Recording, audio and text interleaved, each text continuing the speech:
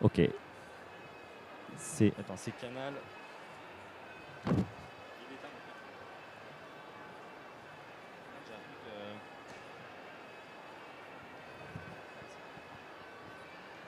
Vous êtes quel canal? Vous êtes quel canal, vous? Canal 3. Et voilà, canal 3, c'est bon. Bonjour. Bonjour à toutes et à tous. Vous êtes en canal 3, vous devez nous entendre correctement. Parfait. Bonjour. Bonjour à toutes et à tous. Ça va se remplir peut-être comme tout à l'heure avec une entrée au salon qui est un peu longue. Et un sujet qui est néanmoins passionnant. On a 4 interventions ce matin, tambour battant, puisqu'on a 1 heure devant nous, 45 minutes devant nous, pour parler de la segmentation, le marketing des clientèles, les nouvelles cibles ou des cibles qui ne sont pas adressées, mal adressées. Un sujet d'inclusivité qui est quand même raccord aussi avec la thématique globale du salon IFTM cette année sur l'inclusivité, la responsabilité, et un tourisme plus durable, plus consciencieux. Cette conférence est captée en vidéo, donc vous aurez aussi le replay. Je suis ravi donc de parler de ce sujet donc sur un tourisme qui doit se repenser ses cibles, toucher des personnes qui ont des besoins en commun. Vous allez toutes les 5, parce qu'il y a une personne à distance, parler de ces besoins en commun et lesquels. Dans le public, préparez-vous à une immersion créative et sensible, avec donc 4 interventions qui vont illustrer l'inclusivité. Donc j'ai le plaisir de vous accueillir. On va commencer par toi, Valentine Jean-Richard. Tu peux prendre un micro et tu es directrice générale adjointe de Parfums du Monde, tour opérateur, groupiste et fondatrice de la marque Namasté.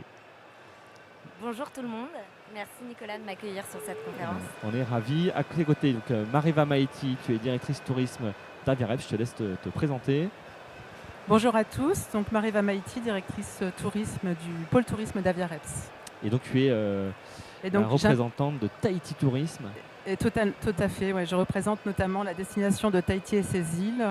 Et donc je vais vous parler du tourisme LGBT aujourd'hui. À tes côtés, Marion Grenier et Noélie Wang, et vous êtes toutes les deux aux Arcs.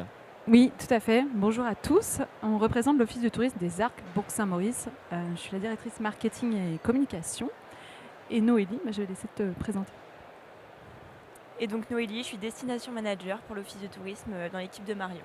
Donc les Arcs Bourg-Saint-Maurice Tourisme. Et Noélie, tu as un certain âge, à peu près comme le nôtre, on va dire. 23 ans. Et donc ta présence ici est pas anodine, puisqu'on va parler des jeunes avec vous. On va commencer par toi, Valentine. Tu as lancé il y a 1 an Namasté, donc une offre étonnante et nouvelle sur le marché du tour operating.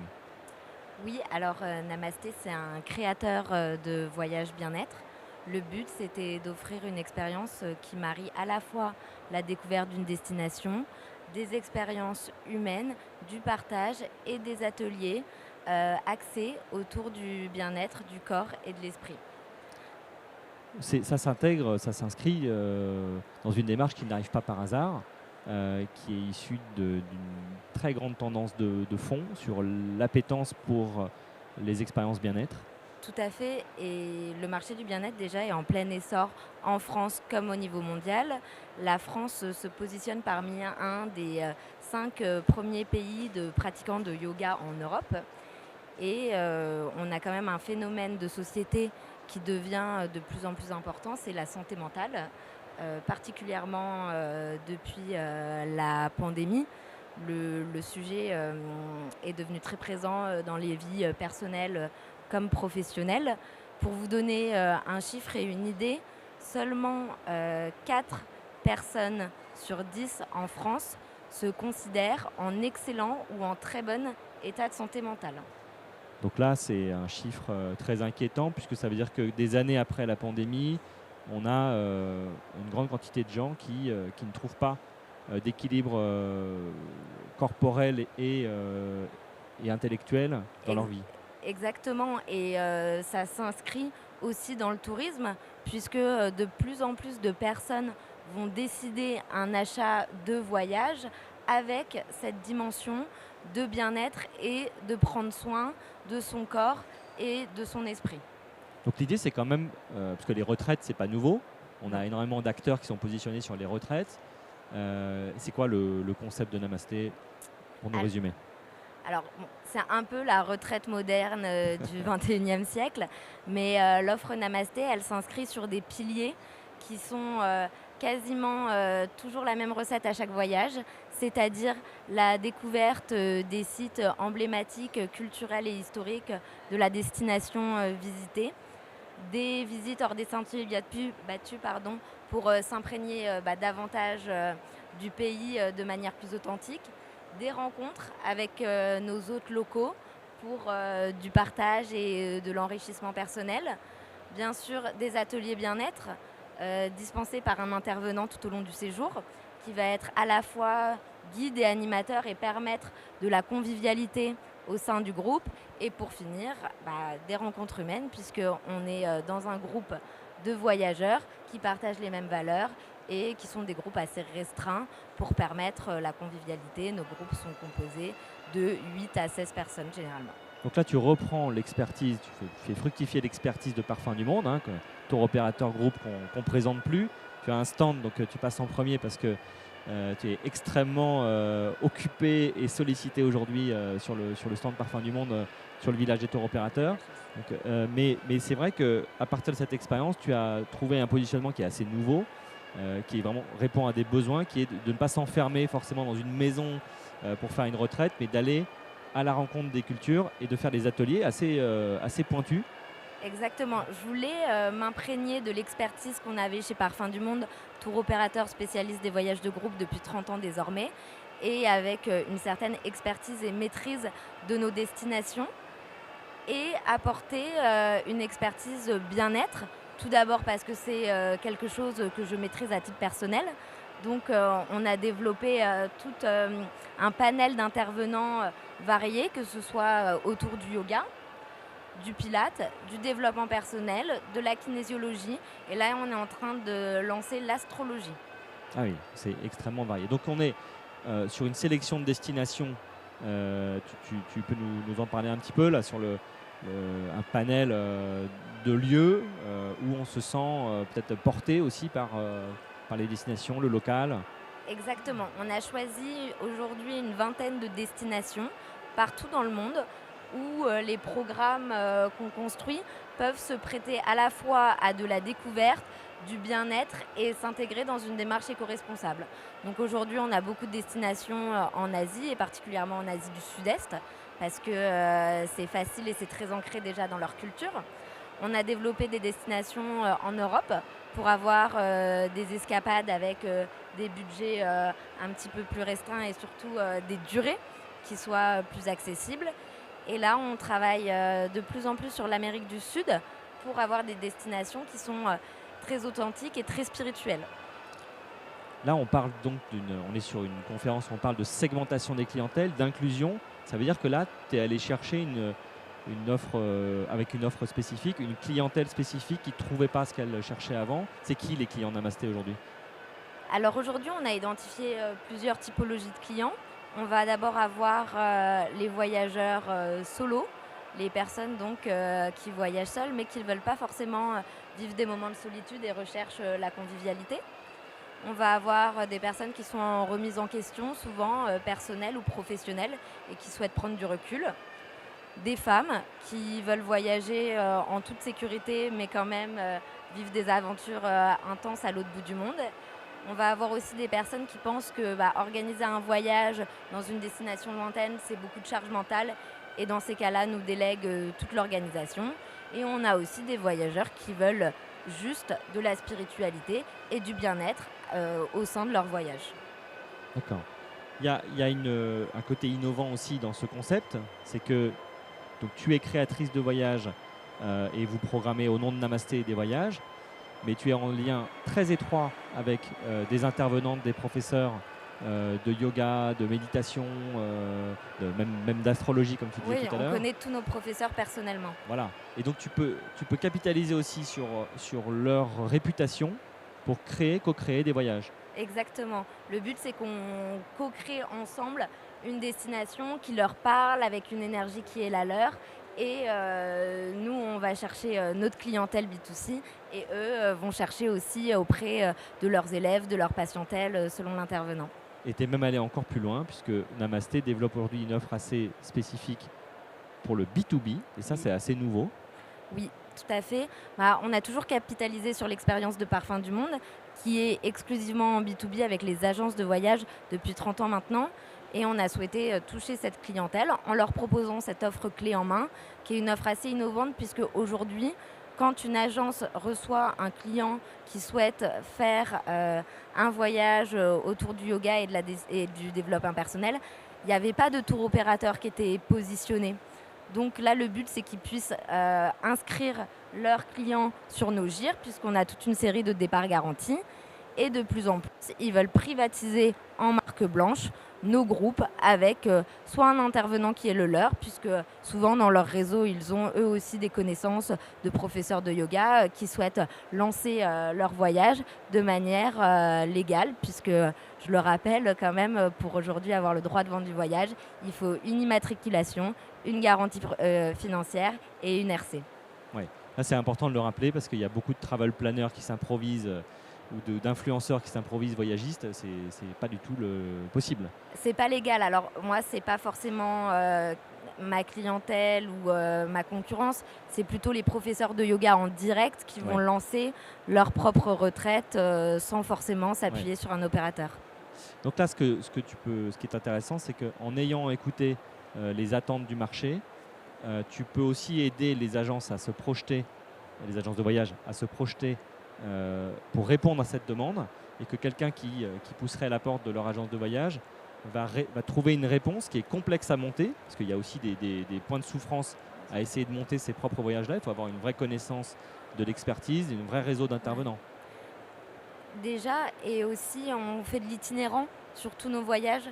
Donc il y a quand même des timings à respecter. Il faut avoir des guides francophones à destination, des chauffeurs et bien sûr tout notre réseau de professeurs qui est expérimenté et certifié évidemment. Ouais. Donc ça s'appelle Namasté, ça a été lancé il y a 1 an et demi, ça marche très fort et on a fait en plus l'occasion de collaborer sur un lifting récent du site namastévoyage.fr. Donc allez voir, il y a la Thaïlande, il y a l'Inde, il y a le Maroc, il y a énormément de destinations, le Népal. Une programmation qui s'étoffe vraiment en 2025, on est content. C'est super et ton équipe est présente sur le salon également. Tout à fait, ils vous attendent au village des tours opérateurs. Voilà, merci infiniment Valentine, on va passer à Tahiti. Merci. Donc, Namasté, une offre réjouissante Nicolas. Et qui répond à des besoins vraiment très, très attendus. Merci Valentine, on te laisse filer sur ton stand. On passe la parole à Mareva Maïti, donc tu es directrice touriste de Aviareps. Tout à fait. C'est un format de conférence assez intense aujourd'hui et on va discuter tous ensemble après, mais là il y a un vrai sujet, un enjeu considérable qui est de s'occuper, d'accueillir, de comprendre et d'offrir un accueil et une vraie immersion à des gens qui ont de grands besoins spécifiques, qui sont les clientèles LGBT. Exactement. Alors oui, je vais notamment vous parler de la destination de Tahiti et ses îles, qui est, je pense, peut-être un modèle en la matière, donc en termes d'accueil de tourisme LGBT. Donc aujourd'hui, il est essentiel de savoir accueillir, de savoir accepter toutes sortes tous les voyageurs. Et aujourd'hui, on a essayé justement avec l'Office de tourisme de Tahiti de voir comment on pouvait mettre en œuvre cet accueil, le promouvoir et l'améliorer de plus en plus. Donc le tourisme LGBT est en forte croissance aujourd'hui, mais il y a encore beaucoup de stigmatisation et de discrimination dans beaucoup de régions du monde. Et Tahiti a sa place aujourd'hui et le fonctionnement de la culture polynésienne est donc un atout pour ce tourisme LGBT qui recherche à être accepté, qui recherche justement des endroits sécurisés, safe pour leur voyage. Donc, il nous a préparé une vidéo. Et on va regarder ça. Tout à fait. Our culture is welcoming to all, but what do Elle dure 2 minutes. LGBTQI people think? We invited 2 couples and 2 friends from the community to put us to the test. Oftentimes we have to do our research beforehand to determine whether or not it's a safe space. It is just easier not to show that we're a couple. It's safer as well, so we don't really show it. We're so scared. My passport is as woman, but I look like a man, so I worry about that. We are aware that we can be in trouble if we have a different behavior, so we act like friends. The local people of Tahiti were so surprisingly, genuinely friendly. Didn't feel forced. It didn't feel like they were just trying to, just work and this was their job. You can be yourself here, enjoy, love, and be what you are without to hide something in your attitude or the way you talk. So it's freedom to be yourself. In the market, many people smiling. No one care about gender. I feel so comfortable. There is something unique here, the way people welcoming you with a big smile. They do everything they can to put some light in your stay. When we went to the bar after the game night, as soon as we got there, we felt welcomed. There are so many interesting queer people here. Big emotions, and I will probably cry when I will leave Tahiti. We're going to be talking about this for the rest of our life.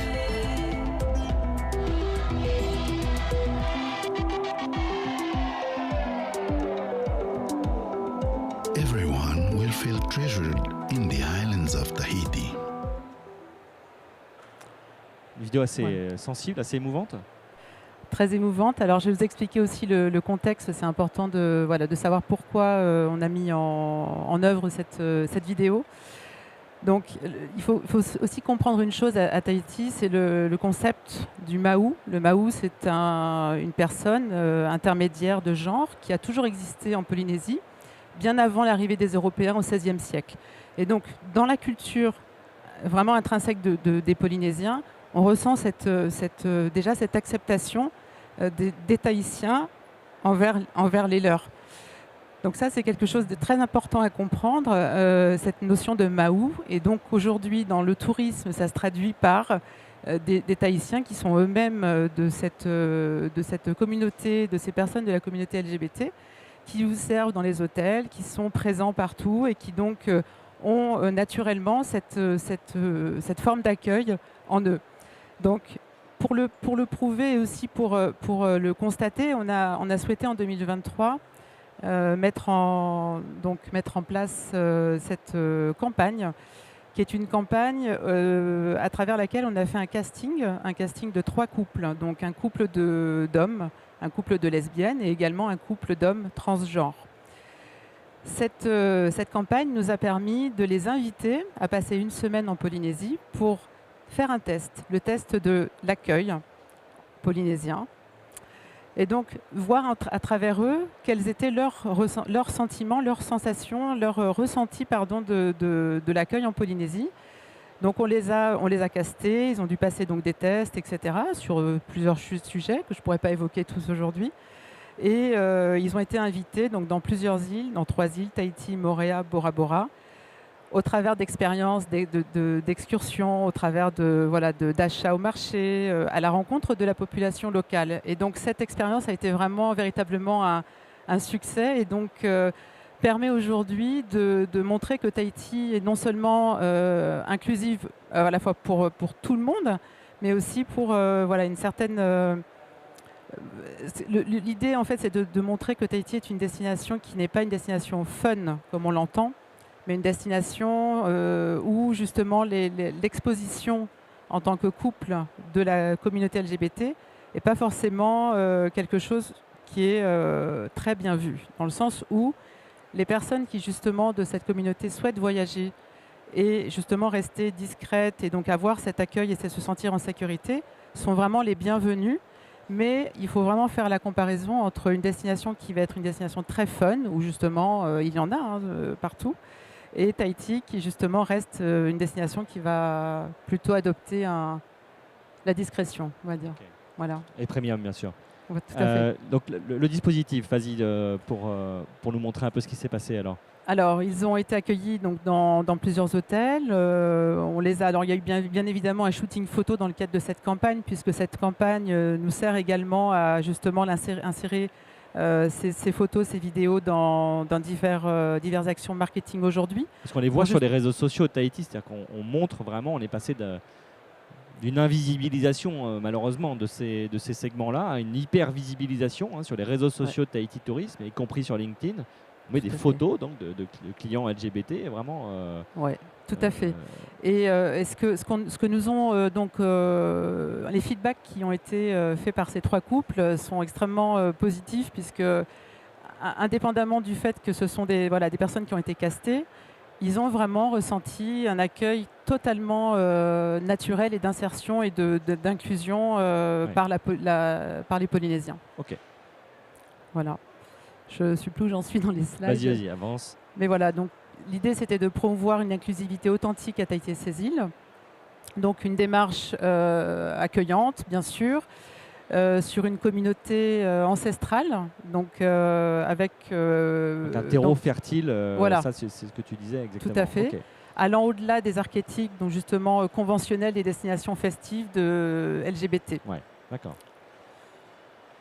Donc voilà, c'était le test de l'accueil. Le test de l'accueil. Donc on a justement vu comment se comportaient les hôtes dans les hôtels, dans les pensions également, et on a pu constater que c'était un accueil totalement naturel pour cette communauté, pour ces touristes. Voilà, diversité à l'honneur. Donc le groupe sélectionné comprenait une variété d'identités, donc ce que je disais tout à l'heure, donc 3 couples différents. Hommes, femmes et transgenres.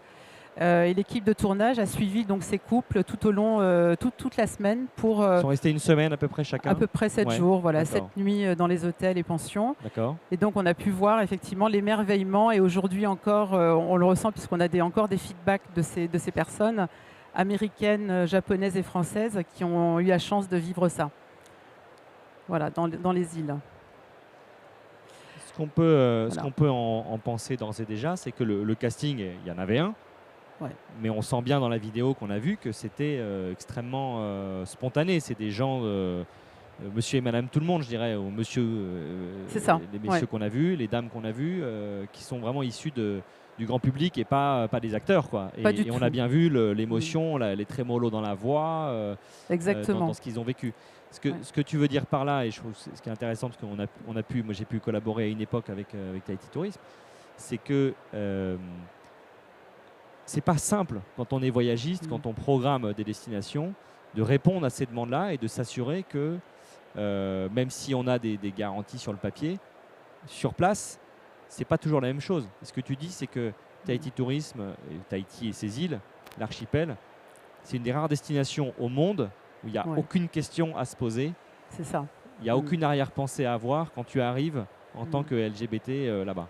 Exactement. C'est vraiment une notion à retenir. C'est tout le monde, vraiment, ça fait l'unanimité d'ailleurs des personnes qui ont été castées. Tout le monde est extrêmement bien accueilli à Tahiti. De l'arrivée à l'aéroport avec le groupe de danse, de musiciens, le collier de fleurs, au départ avec le collier de coquillage et tout au long du séjour. Voilà, donc ça c'est vraiment une notion importante à savoir. Ok, tu as encore une ou deux slides je crois sur le dispositif.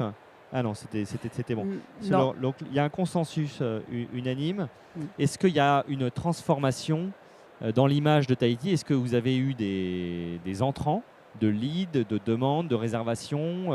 Est-ce que dans les agences de voyage, dans ceux qui programment Tahiti, vous avez senti un frémissement, un mouvement, peut-être même des volumes d'affaires? Totalement. Alors, effectivement, on peut constater une croissance dans le nombre de personnes qui se présentent, en tout cas en tant que couple gay, lesbienne, etc., auprès des agences. Donc un nombre croissant, mais on a également des tours opérateurs qui sont également spécialisés gay-friendly, donc dans tout type de destination, et qui viennent aujourd'hui en Polynésie pour découvrir mieux la Polynésie et mieux la programmer dans leur package. Donc il y a un vrai engouement et donc une notion d'acceptation vraiment ancrée aujourd'hui et une demande extrêmement croissante sur le marché français notamment. Est-ce qu'il y a des dispositifs de type e-learning ou EducTour pour sensibiliser ceux qui programment Tahiti? On sait que c'est une destination qui est beaucoup intermédiaire, Tahiti.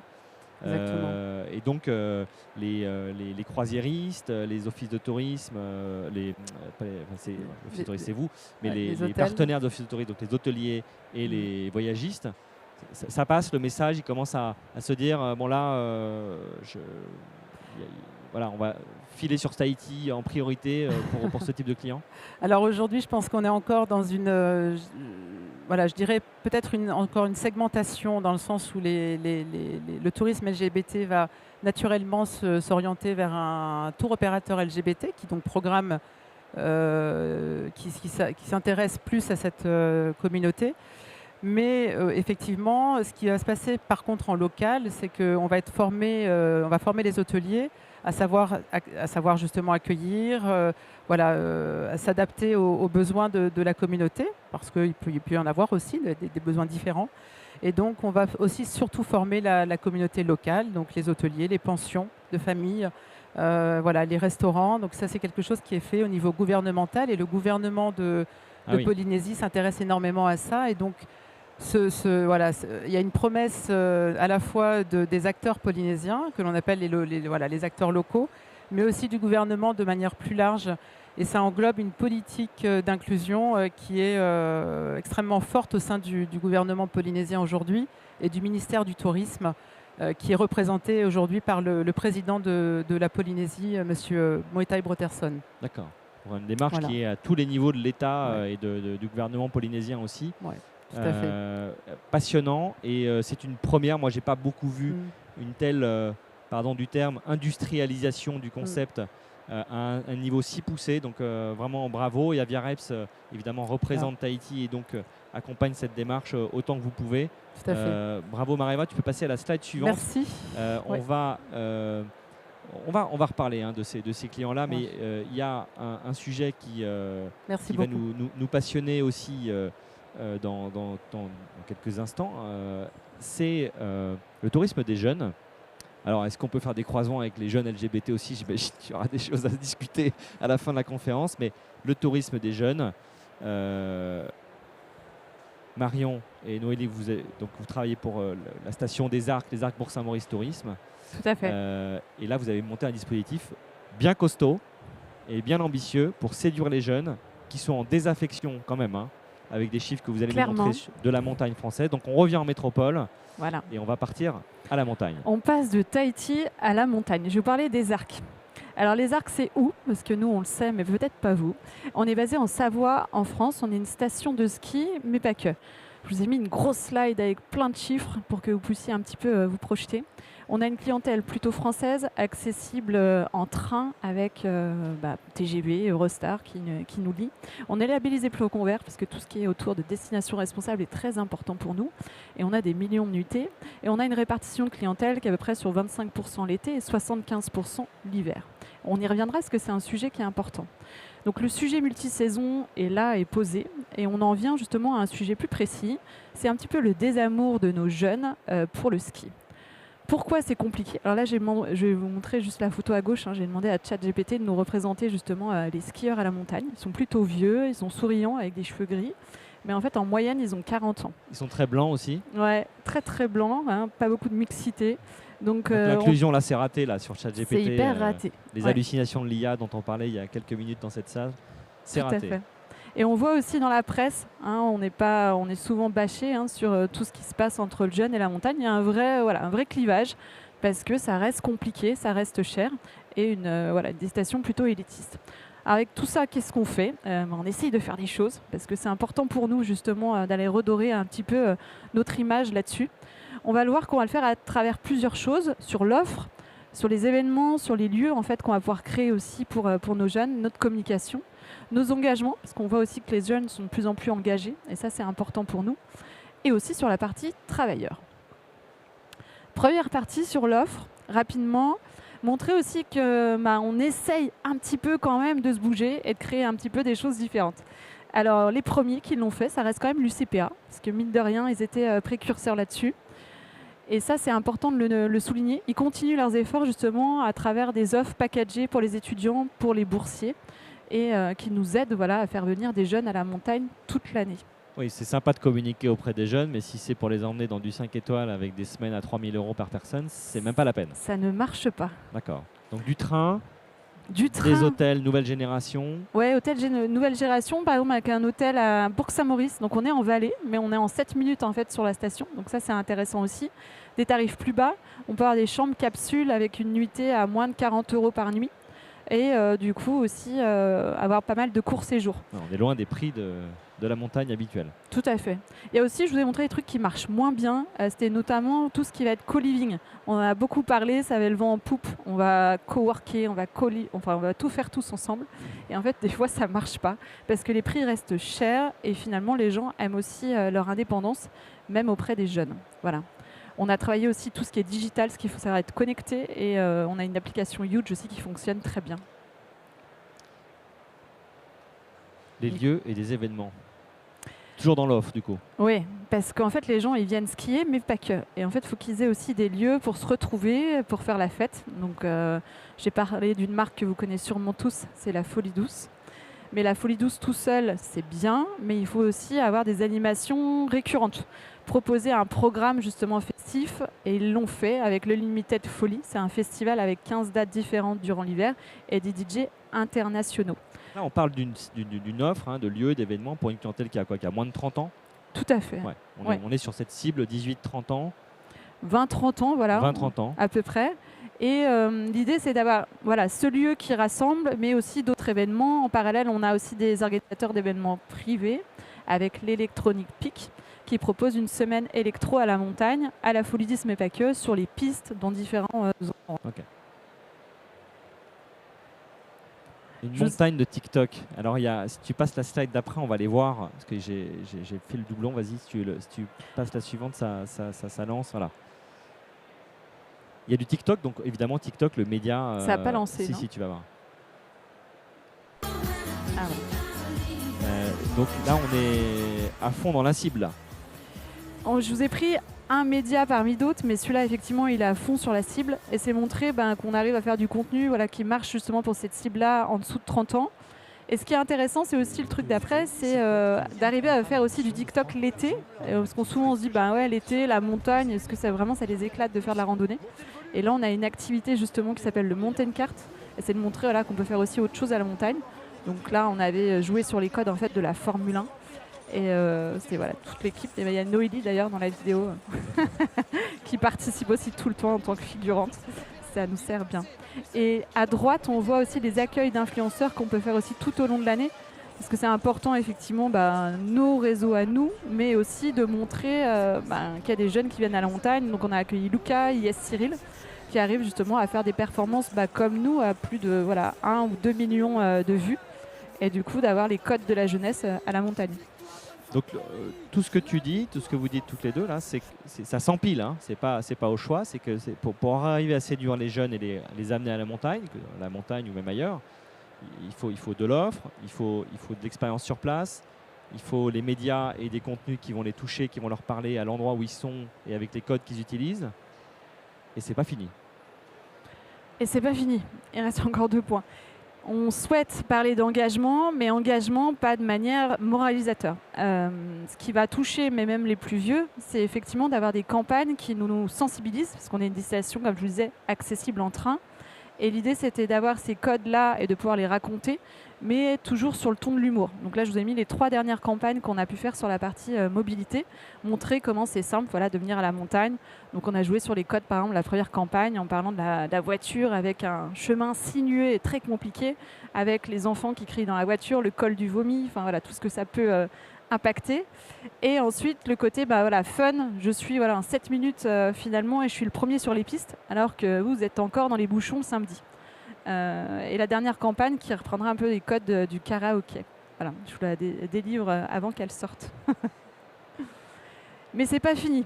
Dernier point hyper important, et c'est pour ça que Noélie est là avec moi, c'est que si on veut des jeunes à la montagne, il faut aussi qu'on ait des jeunes travailleurs et qu'on ait des gens intéressés pour travailler chez nous.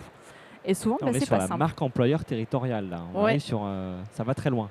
Ça va encore un petit peu plus loin parce que travailler à la montagne, c'est pas simple et il faut qu'on donne aussi envie de vivre cette montagne à l'année et à la saison. Donc on a travaillé le logement, on a une nouvelle résidence saisonnière qui va arriver, parce que c'est important de bien se nourrir, bien être logé, d'avoir des activités. Quand on parle des soirées événementielles à Folie Douce, c'est tout à fait inclusif avec les travailleurs du territoire. C'est pas uniquement fait pour les vacanciers. Eux, ils ont un pass à la saison où ils vont pouvoir justement venir faire plusieurs soirées durant l'hiver. On a fait aussi une soirée dédiée pour eux à l'ouverture, et on va le renouveler. On travaille aussi sur une carte d'avantages pour que justement les tarifs qui des fois sont quand même prohibitifs en station de ski, comme la supérette, comme boire un verre ou simplement louer ses skis. On a par exemple des cours gratuits avec des écoles de ski comme l'ESF pour apprendre le ski. Donc ça, c'est intéressant. On a travaillé aussi de la partie transport, puisque maintenant on a un funiculaire qui relie la vallée avec les sites d'altitude et qui permet des horaires qui correspondent aux travailleurs, alors qu'avant on pensait plutôt qu'aux clients. Là, on a un transport en commun qui fonctionne de 7h30 à 21h. Donc ça avance. Et maintenant, je vais vous présenter le travail de Noélie, qui est dans mon équipe, qui va pouvoir nous raconter un petit peu son témoignage. Parce que rien n'aurait été possible sans le regard d'une personne qui a moins de 25 ans. Donc Noélie, tu as, c'est-à-dire pas, voilà, comme, bon, je refais la blague, mais un peu, bon, non, c'est trop dur.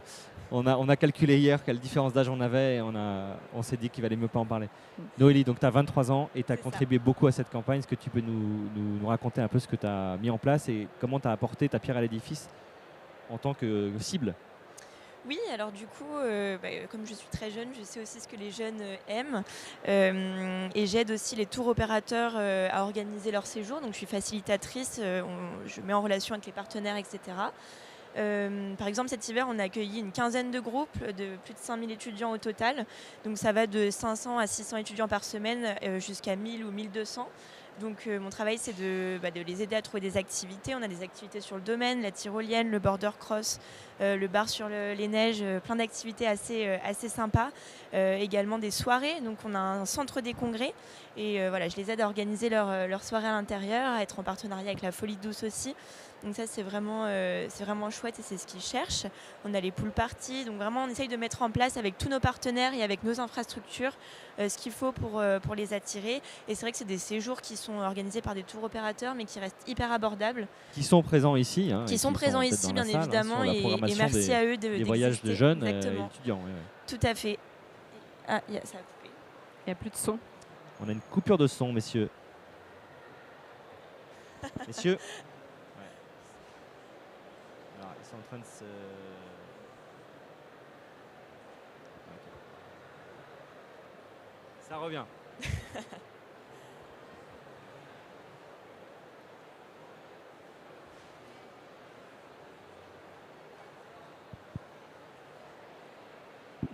Alors, on en... Ouais, si. C'est bon? Non. Non. Si. Non, on n'a pas de son. On n'a pas de son dans les oreilles. Si.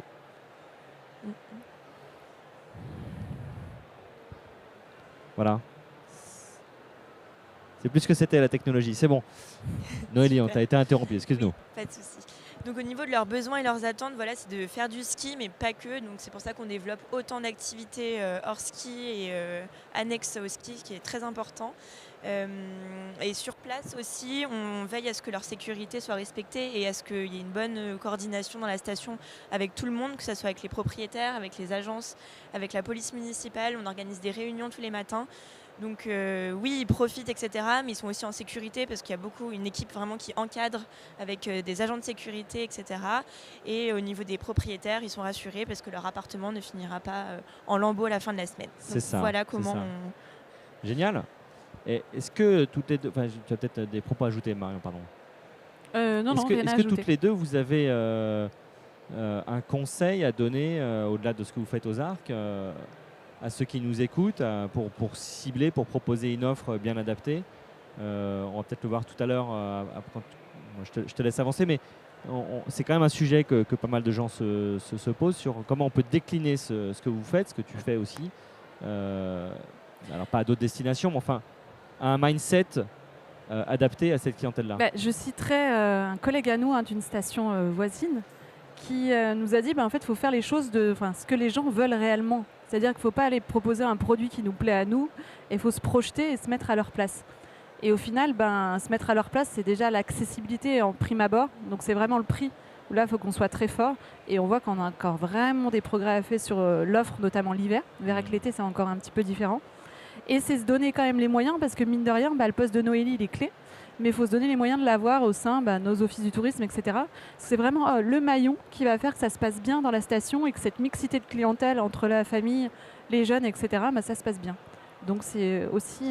C'est ce que j'allais dire, juste rajouter un mot, mais la coordination dans la station, elle est hyper importante, parce que ça soit l'accueil quand les étudiants arrivent, s'ils se sentent mal accueillis parce que d'autres propriétaires ne sont pas contents de les avoir dans la station, ça se passera forcément plus mal. Donc voilà, c'est vraiment ça ressemble un peu à ce que disait Mariva tout à l'heure. Hein. C'est ça, exactement. S'adapter à la clientèle. Je te laisse poursuivre. Tu parlais de ChatGPT. Oui, du coup, on lui a quand même posé la question à ChatGPT. Il a dit, je suis jeune, où est-ce que j'irai en montagne, hein. On a quand même, Et finalement, les arcs apparaissent en première position. Donc, j'espère qu'il n'y a pas trop d'influence par rapport à mes recherches précédentes. C'est probable quand même. C'est quand même un fort probable. Mais on l'a testé sur d'autres URL, sur d'autres adresses. Mais en tout cas, voilà, si on voit aussi dans le top 3, on a Val d'Isère, on a Tignes, on a d'autres destinations. Après, on passe et au final, on se dit qu'en France, on est plutôt bien coté sur cette destination montagne parce que les 3 premières qui apparaissent sont françaises. Et après, bien sûr, viennent nos stations en Suisse ou ailleurs. Et je tenais à finir sur un point qui nous est cher, parce qu'on parle de communication, de nouveaux récits et d'imaginaire. Et en fait, il y avait une étude qui était sortie qui s'appelle Tous dehors en 2019 et qui faisait un constat assez alarmant, c'est que pour les jeunes, la référence ou l'image de la montagne, c'était les bronzés font du ski. Et ça ne nous rajeunit pas. Ou c'était Heidi même à la montagne. Enfin, voilà, il y en avait 2 références. Donc c'était quand même pas fou. Clairement pas moderne. Non. Donc on avait quand même un siècle de retard par rapport à tout ça. Bon, maintenant, depuis 3 jours, c'est Kaizen avec... Inoxtag qui a gravi l'Everest. Voilà, il y a la moitié de la population qui l'a vu ou qui vont le voir. Enfin, voilà, c'est vraiment un succès planétaire. Et c'est de se dire, effectivement, je pense que le futur de la montagne, il passera par ces nouveaux imaginaires, ces nouveaux récits, et notamment aussi par une montagne aussi multisaison. On voit que sur le secteur été, sur la partie randonnée, il y a quand même vraiment un fort potentiel et que c'est quelque chose qui plaît en termes d'activité. La preuve, Noélie, elle est partie récemment avec des potes à elle dans les Dolomites, il y a peu de temps. Donc il y a encore pas mal de choses à faire et ça reste accessible avec une tente, son matériel qui peut être loué, pas mal de choses. Donc c'est de sortir un peu effectivement de ce triptyque ski, raclette et descente au flambeau. Voilà. Génial. Alors, j'ai une question. Est-ce qu'on peut emmener son chien aux arcs pour Alors oui, pour mais pas vacances partout.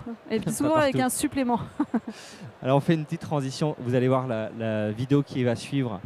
Elle est réjouissante, elle est étonnante, elle est drôle, elle est surprenante. C'est Sophie Morche qui est la fondatrice de Emmène ton chien qui va nous emmener sur le tourisme canin. Sophie nous a fait une vidéo, je vous la laisse la regarder. Moi j'ai à la fois rigolé, en même temps je me suis dit mais c'est tellement bon comme concept. C'est Sophie qui nous raconte ça. On va mettre un petit peu plus fort, voilà. Sympa cette petite famille en vacances tous ensemble, qu'en pensez-vous ? Avez-vous déjà pensé à leur proposer une offre 100% dédiée ? Vous avez aujourd'hui entendu parler dans la conférence de différentes cibles marketing qui étaient mal adressées ou en tout cas sur laquelle il y avait des opportunités de business. Moi, j'ai 5 minutes et je remercie Nicolas de me laisser l'opportunité de m'adresser à vous aujourd'hui par vidéo, même si j'aurais bien aimé être là avec vous dans la salle. Je vais donc vous parler de Canitourisme aujourd'hui. Je vais vous parler de ces 18 millions de Français qui ont un chien et qui aimeraient partir plus facilement en vacances. Les chiffres sont France, énormes, mais aussi en Europe. Avant de vous en parler un petit peu plus en détail, je me présente. Je suis Sophie Morche, la fondatrice et présidente, directrice d'emmènetonchien.com. Qu'est-ce que c'est qu'emmènetonchien.com ? C'est le site numéro 1 des vacances en France pour ces 18 millions de Français qui ont un chien. Notre métier à nous, c'est de leur faciliter le départ en vacances. Qu'est-ce qu'on fait chez nous ? On connecte l'offre et la demande mais pas n'importe quelle offre, puisqu'on labellise toute l'offre qu'on recommande à la communauté sur la plateforme. Aujourd'hui, on a 1,5 million de visiteurs par an qui viennent chercher de l'hébergement, de l'activité, du resto, du conseil, du matériel pour partir facilement en vacances avec son chien. Et on a de plus en plus de demandes pour avoir de l'offre tout compris, transport, hébergement et activité. Et encore plus quand c'est pour partir à l'étranger parce que forcément c'est plus compliqué, on ne sait pas comment ça se passe sur place, il y a la barrière de la langue, il y a aussi peut-être des contraintes sur la partie plus technique, est-ce que mon chien est autorisé, quelle race, quel vaccin, etc., etc. Donc proposer de l'offre tout packagé, c'est vraiment une attente aujourd'hui du marché et c'est une belle opportunité, il y a un fort potentiel, j'en suis convaincue. En plus d'avoir des demandes, on voit aujourd'hui du coup se lancer sur le marché 2 types de partenaires. On a par exemple des travel planners qui se lancent sur l'offre Dog Friendly et qui vont composer des séjours, des itinéraires, on va dire, 100% adaptés à la famille avec chien. Et puis depuis quelques mois, on est partenaire de Decathlon Travel qui s'est lancé aussi sur le sujet. En premier lieu avec de l'offre chien accepté sur le séjour. Et puis cet été, on a travaillé avec eux en collaboration pour mesurer un peu l'appétence de la communauté des Waffers, c'est comme ça qu'on appelle les voyageurs avec chien chez enmemetonchien.com, mesurer l'appétence sur des séjours tout compris, donc hébergement et activité à partager 100% avec son chien. Les équipes de Decathlon Travel sont en train d'étudier en ce moment les retours sur ce travail-là et on devrait avoir les résultats d'ici quelques mois. Mais voilà, il y a déjà des choses engagées sur le marché et on a des partenaires qui réfléchissent de plus en plus sérieusement à une offre tout compris chien. Donc je vous l'ai dit tout à l'heure, c'est pas facile de packager, d'imaginer des voyages à l'étranger. Aujourd'hui, l'offre actuelle, c'est finalement plutôt une offre fantasmée, c'est-à-dire qu'on voit des influenceurs qui partent et on a envie d'eux, mais il n'existe pas encore forcément d'offres compilées. Sauf qu'aujourd'hui, c'est possible de voyager. Alors, sur du long courrier, moi, je pense que c'est plus compliqué de prendre l'avion avec son chien. Alors, c'est possible, mais ça génère un peu de stress, beaucoup de questionnements pour l'animal et pour le maître. Mais sur des voyages Europe, c'est complètement possible puisque le train est accessible avec le chien, le ferry aussi est accessible avec son chien et qu'on a vu et qu'on voit du coup même des compagnies de ferry qui mettent en place des offres dédiées. Donc aujourd'hui, il y a des possibilités. Il y a de l'offre hébergement aussi qui s'est positionné sur le chien. Chez enmemetonchien.com, on accompagne des grands groupes hôteliers, des grands groupes camping aussi, qui se positionnent sur ce marché et qui labellisent leur offre hébergement. Donc, il y a la possibilité de venir compiler de l'offre et de créer de l'offre sur mesure aujourd'hui sur le marché. Comment faire? Il y a vraiment des écueils à éviter. Et du coup, nous là-dessus, on a créé toute une expertise. Ça fait maintenant 7 ans qu'on est au quotidien avec des professionnels du tourisme qui reçoivent des familles avec chiens chez eux. Il y a effectivement des écueils à éviter. Par exemple, pour en citer quelques-uns, on ne peut pas créer de l'offre si on ne s'est pas posé la question de si c'est pour un chien ou deux, si c'est que pour des petits chiens ou plusieurs. Si effectivement il y a des services spécifiques dédiés ou pas sur place, parce qu'en fait à partir du moment où vous allez créer une offre, il va y avoir une attente forte. Il faut savoir qu'en face c'est une communauté 100% de dog lovers, d'amoureux des animaux, et à partir du moment où vous communiquez, il y a une vraie attente, un vrai besoin fort. Donc il faut être en adéquation entre la proposition et l'attente. Et là-dessus on peut vous accompagner chez enmemetonchien.com puisque c'est notre métier. Et ce qu'on peut faire aussi ensemble, c'est qu'une fois que l'offre est créée, on peut venir la commercialiser sur enmemetonchien.com puisque notre audience est constituée à 100% de propriétaires de chiens qui veulent voyager avec leurs animaux, donc qui attendent votre offre. N'hésitez pas, si vous voulez aller plus loin sur le canitourisme et que j'ai réussi mon pari de vous mettre la puce à l'oreille, à nous contacter chez enmemetonchien.com. On aura plaisir à travailler ensemble ou étudier en tout cas ce que vous voulez faire sur ce marché. Et pour finir cette petite présentation, si vous aviez quelques points essentiels à retenir, c'est que Aujourd'hui, il y a donc 18 millions de Français qui ont un chien. Ça concerne ce marché 26% des foyers européens. Chez emmènetonchien.com, on a une communauté de plus de 120 000 followers aujourd'hui, un trafic d'1,5 million de visiteurs l'année dernière et depuis 7 ans qu'on existe maintenant, on s'est positionné comme les experts numéro 1 sur le sujet. Donc si vous voulez aller plus loin, créer de l'offre, commercialiser de l'offre ou simplement si vous êtes à l'état de questionnement sur le canitourisme, n'hésitez pas, contactez-nous, on sera très heureux de travailler avec vous et d'aller plus loin sur le sujet parce que, je le répète et je vais finir par un petit point d'humour, oui, c'est un marché de niche, mais quand on est 18 millions de Français dans la niche, on est serré et ça veut dire qu'il y a des opportunités business. À très bientôt, j'espère avoir fait mouche. Bonne continuation sur ce salon. Merci beaucoup à Sophie donc, que vous pouvez contacter de cette manière-là, par mail et par téléphone si vous êtes intéressé. Merci infiniment Mareva, Marion, Noélie et Valentine pour cette conférence qui se termine sur la segmentation et le marketing des clientèles. J'espère que ça vous a plu, ça a été capté, donc on la réutilisera. Merci beaucoup à vous quatre et merci à vous tous. Bonne journée.